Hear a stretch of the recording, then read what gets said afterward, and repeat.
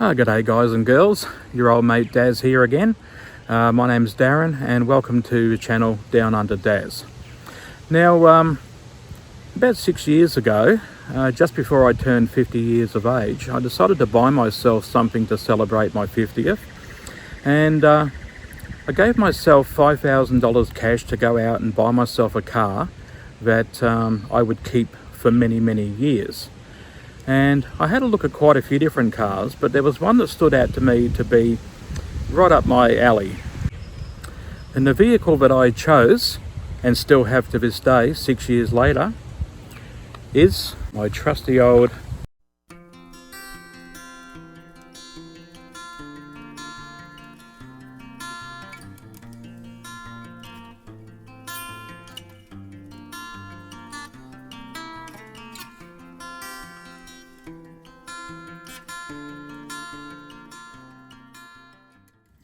Now, before buying my Jaguar S-Type, I, as most people may do, I went online and had a bit of a read about them, and was reading all the problems and faults and people's experience with them, and just to get a general idea of what I might be up for if I was to invest my money into a S-Type Jag. And one thing I kept hearing from people was that the 99 to 2007 Jaguar S-Type was not a real Jaguar in the true sense of the word, and a lot of purists wouldn't like it, they didn't like it, and it would never become a classic car. And it was just basically a Ford Mondeo based homage to an earlier time.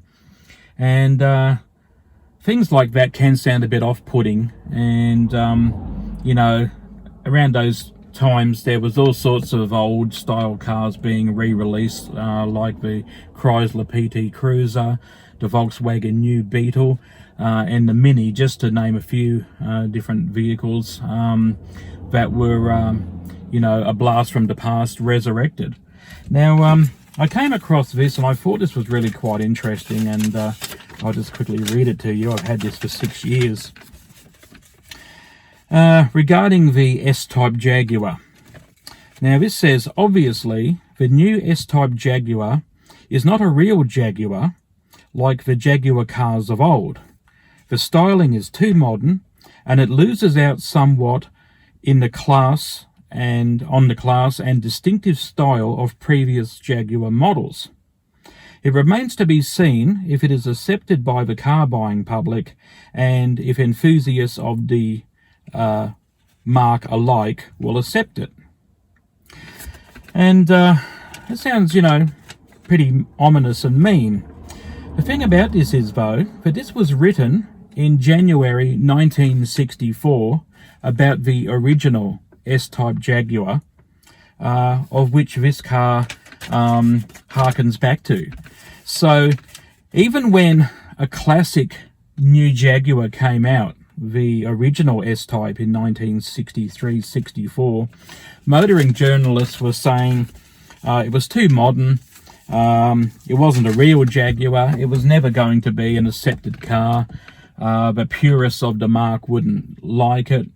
And when I found out that was written in 1964 in England, well, then I took heart that when these came out in 1999-2000, the people were saying, well, it's not a real Jaguar, it's nothing like the Jags of old, no one's going to like it, no one's going to accept it, it's never going to become a classic car. Then you can see that this is something that keeps repeating throughout history. In the 1980s, people said to me, oh, you know, these Ford Fairlanes and Ford Falcons are never going to be a classic car. They're not like the ones they made in the 1960s. In the 1990s, we said if only these cars were as good as the ones we had in the 1970s and the 1980s. In the 2000s, they said, you know, let's go out and buy ourselves a 1990s model cars because they were the last of the true classics. They had glass headlights and one or even no airbags. These were the last of the true classics. So when this Jag came out in 1999, this one's actually a 2000 build 2001 Australian complied, sold here new in early 2001. People were saying, well, it's just a modern car that looks like an old car and it's never going to be a classic, so you're probably wasting your money buying one. Now, since I've had this car in 6 years, when I first bought it back in 2018, I bought this car at a dealer's auction and I paid $4,500 for this car with approximately 101,000 kilometres, or about 62,000 miles on the clock, on the odometer. Now, when I rang up to insure it, I was told that the car had a value of between $4,000 and $5,000, so I insured it for $5,000 agreed value. The following year, when I rang up to insure it, because I only drive the car for around 3 months of the year, I usually take it out of the garage for the Australian winter, so I bring it out around May or June and I drive it till about September and then it goes back in the garage. So I normally pay 3, maybe 4 months registration on the car, and then back in it goes for another, 8 or 9 months of the year during the hot summer months here and spring here in Australia, so that the car doesn't get badly damaged and I don't use it so much. I only want to put a couple of thousand kilometres a year on the car because I love it so much. I want to preserve it. Now, when I rang up last year to insure the car, the valuation had gone up to $12,000 agreed market value, which was quite good. And I've said, okay, well, let's insure it for the $12,000. And the premium didn't really go up, I don't think, $50 a year. Well, this year, when I rang up in end of May, first week of June, something like that, to insure the car, they said the minimum we'll insure it for now is $14,000, and you can go up to $17,000 agreed value. The $17,000 valuation was actually a fair bit higher than what I had been paying. And so I went with the $14,000 agreed valuation on the car, and the insurance premium for full comprehensive was only $580 for a year, and that included a free windscreen every year with no excess and no effect to your policy. And it's quite inexpensive. So I'm actually only going to have the car insured this year for 4 years, and then for 4 months, and then I'm going to cancel the policy. So all it would have cost me, I think, was about $43 per month to have it insured, full comprehensive insurance, and a $14,000 coverage in event of theft, hail, flood, fire, getting hit by an uninsured driver. So, for just about $10 a week comprehensive insurance and a $14,000 valuation, I thought that was pretty good. But as you'll notice, in 6 years, the car's gone from a valuation of $4,000, it went to $6,000. I remember when it was $8,000, and then it was like $8,500 for a couple of years, and then it went bang, $12,000, $14,000. So the car has been a great investment because I only paid $4,500 for the car over 6 years ago. And the car came with some personalised number plates that I was able to sell for $500. So this actual car owed me $4,000, and I ended up putting my own personalised plates on this vehicle. And so the car's cost me really nothing to own, because if I was to sell it tomorrow, I could probably get a minimum of double, if not triple, what I paid for it. And apart from registration, which is only for a few months a year, insurance, which is only for a few months a year, and some very minor little repairs and maintenance to the vehicle, the car has been very cost effective, totally reliable, and has become an appreciating classic. All right, well, we're going to go for a drive now. I'm going to do a bit more talking to you while we're driving along. And I'm out in the countryside at the moment, a place called Willow Vale, just south of the south of Brisbane, north of the Gold Coast in southeast Queensland. Today is 21 degrees Celsius, and the roads around here are a bit rough, a few potholes and a bit of corrugation, and even some unsealed stretches. But let's go for a nice Sunday country ride, and I'll talk to you some more about the Jag. Okay, let's go.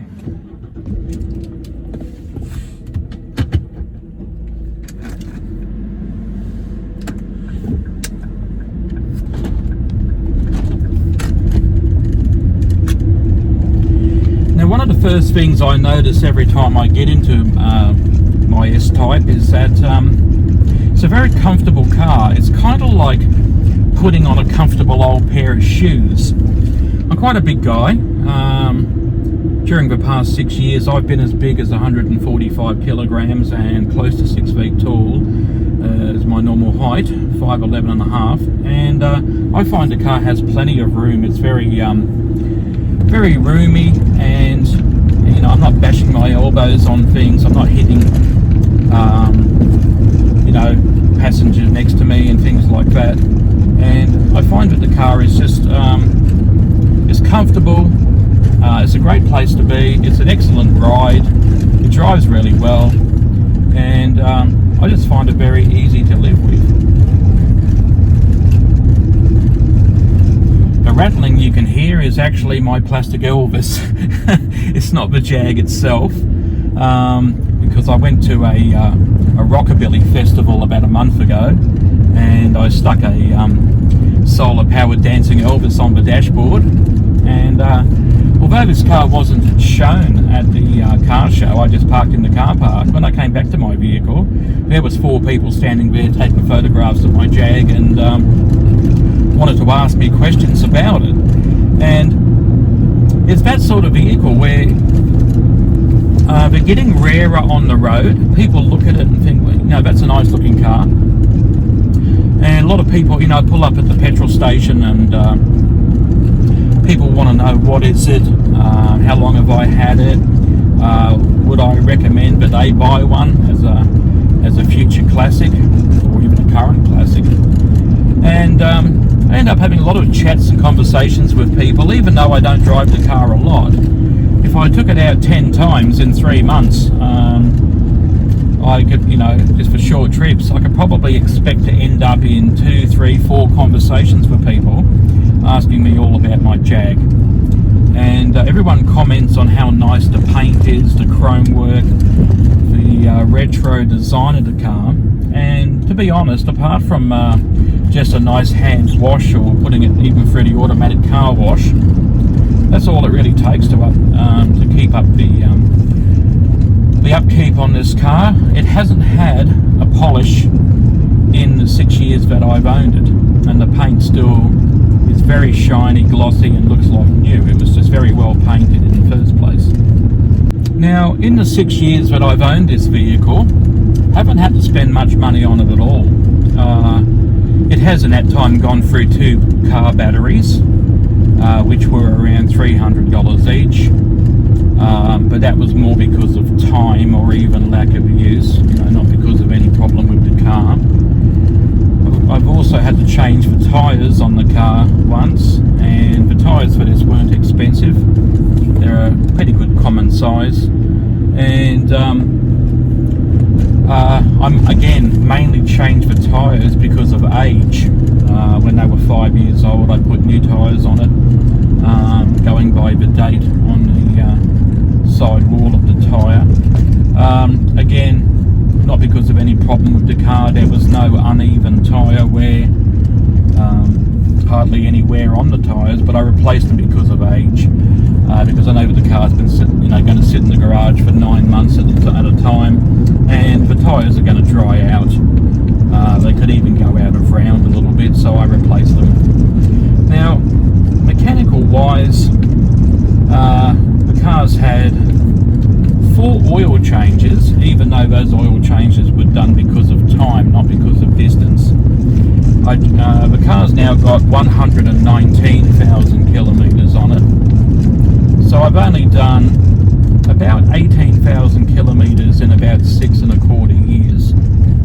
And I think the car's had about 4 oil changes, so I'm probably changing the oil about every 5,000 kilometres, or every sort of 12 to 15 months if it's not being used. and there's no problem at all getting the oil filter. It's quite a simple oil change to do, and I do use a good grade of oil, but it's not expensive. I can usually get it on special for around $50 for a good quality, a good brand. So I do all the oil changes myself, so maintenance costs are very low on this. Now, mechanical parts wise, this year I ended up changing the lower control links, and just because there was a little bit of play in them, the control arm links, the lower control arm links, left and right, I bought a pair of them on eBay Australia for $70 a pair. They were made in Europe, original equipment manufacturer, OEM from Europe, and I couldn't be bothered getting underneath and swapping them out, so I took it to a local mechanic, and he actually loves working on Jags. I think it took him about 45 minutes, and he charged me $90 labour, so $160 to change both lower control links. And I'll show you a sorry, actually they're also known as sway bar links, so I'll actually show you a picture of those, and you can see what it is I'm talking about, what's been replaced. So this year mechanically I spent $160 on it. Now over the last 5 years before that, nothing, zilch. Haven't had to spend any money on the car, so just batteries, tyres, oil and filter changes, and the lower sway bar links, and that's it. The air conditioning is ice cold, it's never stopped working. The sound system is perfect. Now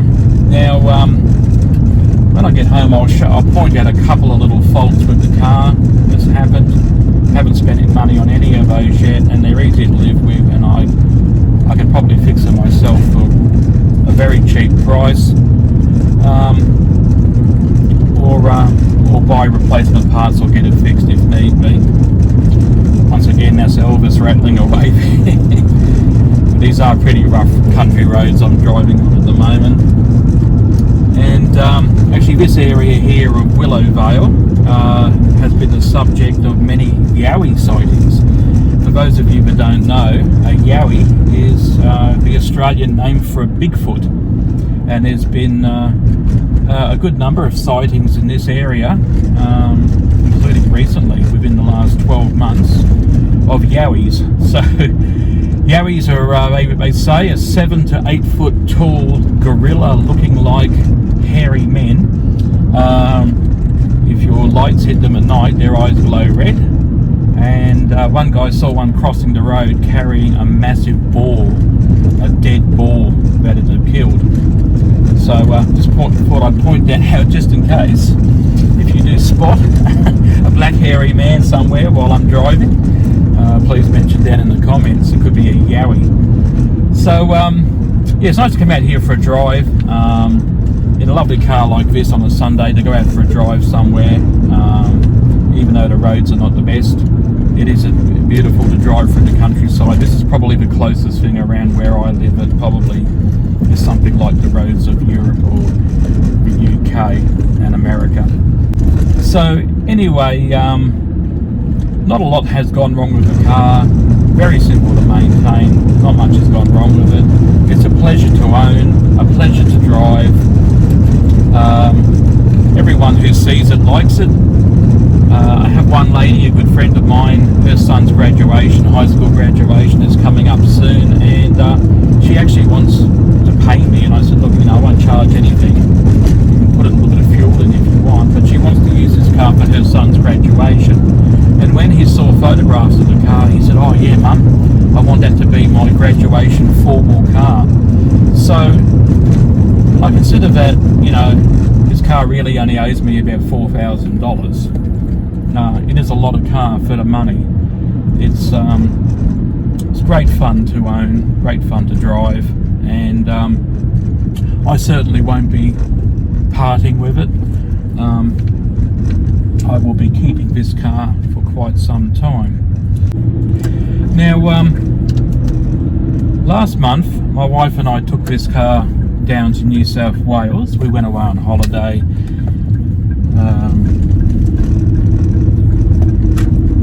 Down to Kingscliff, and I was going to take a four-wheel drive with me, but it snapped a fan belt the day before. The tensioner arm seized up on my SsangYong Rexton, and I couldn't get the part immediately.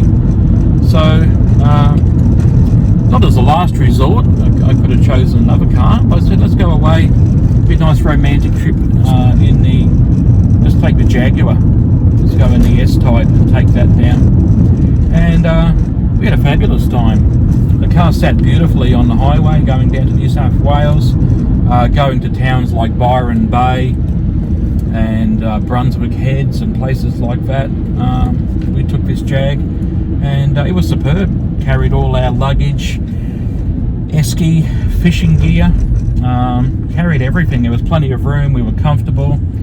The air conditioning was lovely and cold, and we had a really good time. We really enjoyed it. So, as well as being a stylish, affordable, car, it's also very practical. So, so my thoughts on the S-Type Jaguar, I think I chose well. I have no regrets at all about buying the S-Type, and keeping it for 6 years has been a breeze. I hope I keep it for another 26 years, and hope that my grandkids and great-grandkids get to go for a ride in the Jag, and probably one of the best decisions I've made, choosing this as my 50th birthday present and hanging on to it. So I also own a 2002 model Jaguar S-Type, and it also has the 3-litre engine, although this one has 180 kilowatts on tap, and the S-Type has 173 kilowatts, slightly detuned. But the S-Type has all-wheel drive, where this one has rear-wheel drive. So to me, for the purist, this is more of a old-school rear-wheel drive car, which is what I was hoping for. The S-Type Jaguar, and I did look at some of these 6 years ago before purchasing the S-Type. I was looking at ones that had 2.1 litre front wheel drive. To me, that doesn't, it's probably a nice car, it looked good, but I wanted a rear wheel drive car with a little bit of oomph to it, something that would get up and go, and something that I thought would be easy to live with. The 3-litre all-wheel drive, which I have at home, is a fantastic car, but it's not quite, it does drive very well. It drives as good as, maybe even slightly better sometimes. The steering and the road grabbing ability of the S-Type is very good, but I still think that the S-Type has something over the S-Type. And not just a $40,000 difference in price when the car was new. So this car in Australia, and it's very expensive here, this car in 2001 was 120,000 Australian dollars plus on-road costs. So drive away, this car was around about $125,000. The 2002 S-Type, top of the range with all-wheel drive, 3-litre, was around $85,000 drive away. I think it was 81 or 82,000 plus on-road costs. So the S-Type was actually $40,000 dearer in Australia when it was brand new, using the same sort of engine and similar specifications, although my S-Type only has cloth and leather, where the S-Type has full leather, and the S-Type has a lot more wood, and I think it's actually a nicer design and easier to live with. Although the S-Type does feel more modern and handles very well, especially with the all-wheel drive system, but it's the retroness, if that's a word, of the S-Type, that endearing style, shape, comfort levels, the design, that just beats the X-Type for me. The S-Type is the way to go if you have a choice. I much prefer this S-Type Jaguar. Okay, so I'm doing around about 100 kilometres an hour at the moment, and the M1, this section of the M1 road here is actually made of concrete, so it's not the smoothest of rides. And some people in Australia say that British cars don't handle very well in Australia, they're not designed for Australian conditions. And I remember one British design engineer once said about English cars in Australia, British cars were designed to be driven on roads, not on cow pastures. So the reason this stretch of the M1 is concrete is because we get flooding, we get very heavy torrential rain, which causes instant potholes.